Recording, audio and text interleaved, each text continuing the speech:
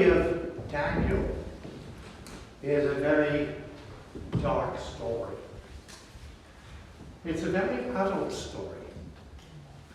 It is strange, I suppose, that it's a story which is often tamed and turned into a Sunday school tale.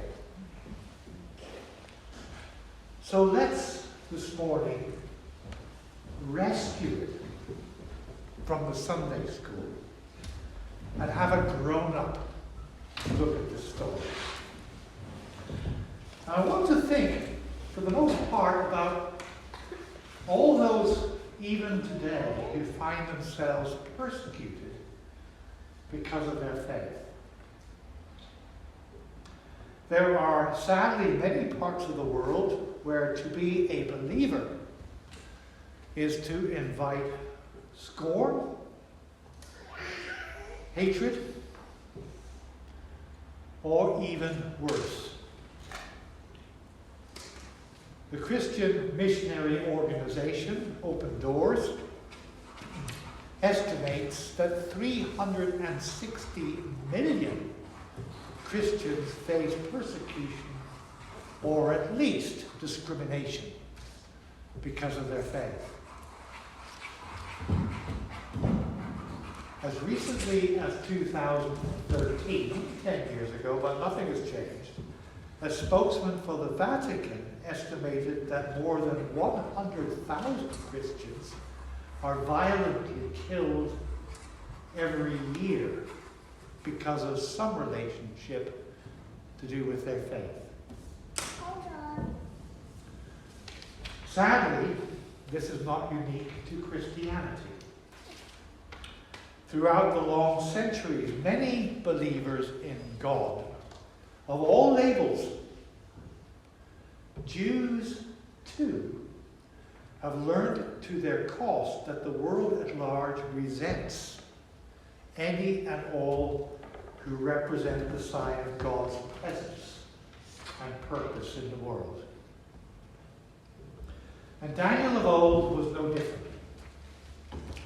He learned quickly that the world's hatred gathers itself around a person whom God has appointed to be a beacon, a witness, salt and light. The story begins with King Darius, and he seems to have been a very gifted administrator. He was clever enough to devise a way of keeping tabs on his empire.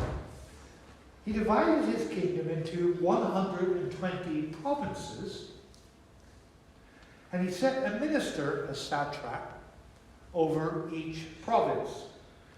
And above these 120 ministers, he set 3 presidents.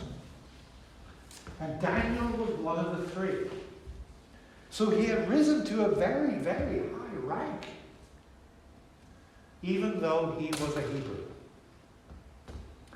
And it seems that Daniel was the most talented of the 3. And King Darius planned to make him the leading civil servant of the kingdom, second only in power and authority to the king himself.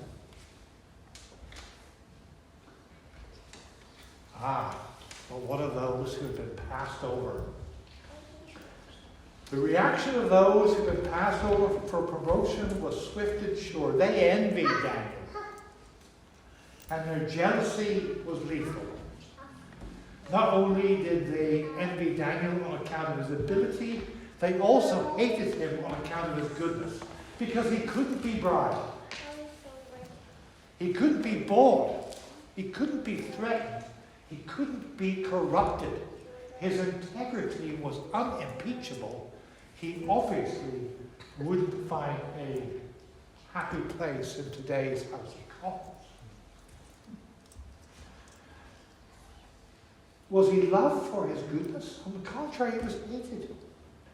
And what's more, the people over whom Daniel had been promoted resented him because he was a foreigner.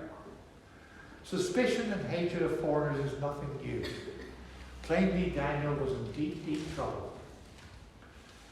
And still there was another vulnerability to Daniel, perhaps the most dangerous one of all. He was Jewish.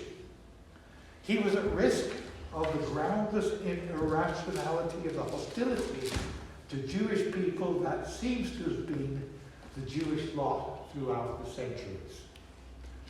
In short, Daniel was envied, he was incorruptible, he was a foreigner, and he was Jewish. Daniel was dead 4 times over.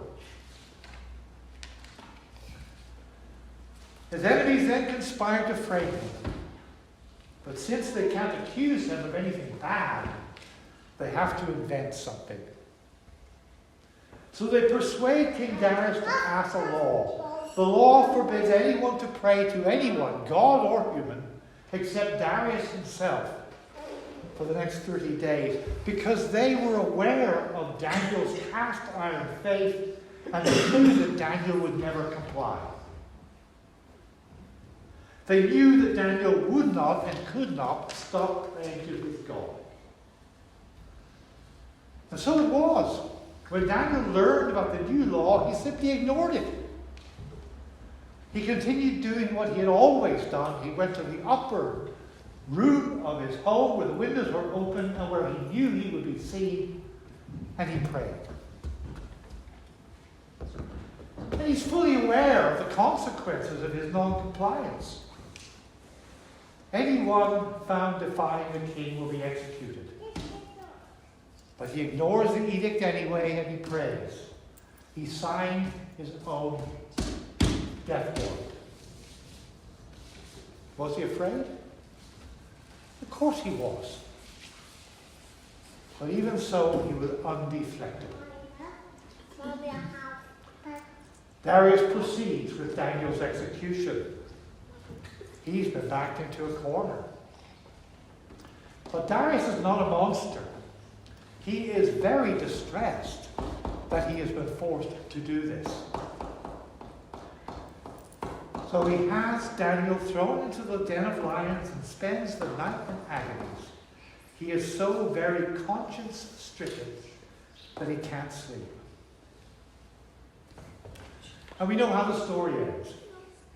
Daniel emerged from the lion's den totally vindicated. He had remained a steadfast son of Israel even though he was an exile in a strange land far from home. And now he declares that God has rescued him and vindicated him as a righteous man. God remembers those who remember him, seems to be the lesson. God remembers those who remember him. Or does he? Does God invariably remember those who remember him? In the course of his faithfulness to God in Nazi Germany, Dietrich Bonhoeffer unfailingly remembered God's name. But it cannot be said of Bonhoeffer, as it was said of Daniel, God sent his angel and shut the lions' mouths.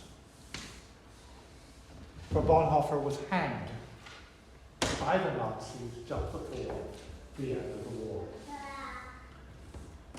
For that matter, no one shut the mouth of the lion whose paw swipe decapitated John the Baptist. No one shut the mouth of Mary Tudor when the gospel was surging throughout England in the days of the English Reformation. And Bloody Mary, as she was known, responded by executing Nicholas Ridley and Thomas Cranmer and Hugh Latimer, together with 300 others.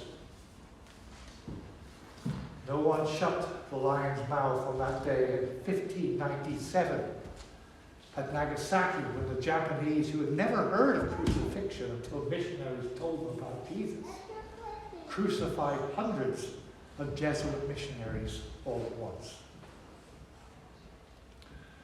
The truth of the matter is,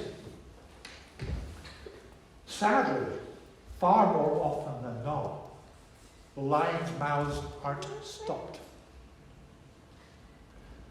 with the result that yet another witness becomes a martyr. So today we remember our brothers and sisters around the world who sometimes pay a very high price for sticking to their faith. We remember them in our prayers. Those faithful believers in many places, including North Korea, Myanmar, India and Bangladesh, in Pakistan and Iran and Afghanistan, in Sudan and Libya, and many other places besides. For the lion's mouths are not always stopped. John Calvin has said that God's providence is inscrutable. He was right. God's providence is inscrutable. The Apostle Peter was executed in Nero's persecution, while the Apostle John was exiled and eventually released. It would seem that for Peter at least, no lion's mouth was stopped, even if it was for John. Or perhaps, in the end, the lion's mouth was stopped for both of them. Surely the lion's mouth is stopped for all Christ's people ultimately. Peter and John met very different earthly ends, yet neither had his life dribbled away fruitlessly, because both have been used of God to introduce millions to Christ. The truth is, regardless of the circumstances under which both Peter and the other disciple died, the lion's mouth was stopped for both. Bonhoeffer, who was hanged by the Nazis, for the years since, tens of thousands, hundreds of thousands of Christians have found support and encouragement in hard times through the writings that he left behind. William Tyndale was the first man to translate the Bible so that the New Testament at least was printed in English. The very first one was eventually strangled and burnt at the stake. But within literally a generation, 80% of his New Testament found its way into the King James Bible. And through William Tyndale, even though he died, millions and millions and millions of Christians have known something of the Word of God. Does God always close the mouth of the lions? No. But that doesn't mean that the lions have won. It does mean that no life given in service of the Lord is ever given fruitlessly. And now all of them, those who have been saved and those who have not, all stand forth in glory as servants of Christ, whom the Master rescued free, vindicated, commissioned, used, blessed, and will continue to bless forever and ever. As surely all this can be said of Daniel too, and will even be said of you and me. May God bless those around the world today who live in fear for their faith. And may they know that their sacrifice is known of God and will never, ever, ever be fruitless.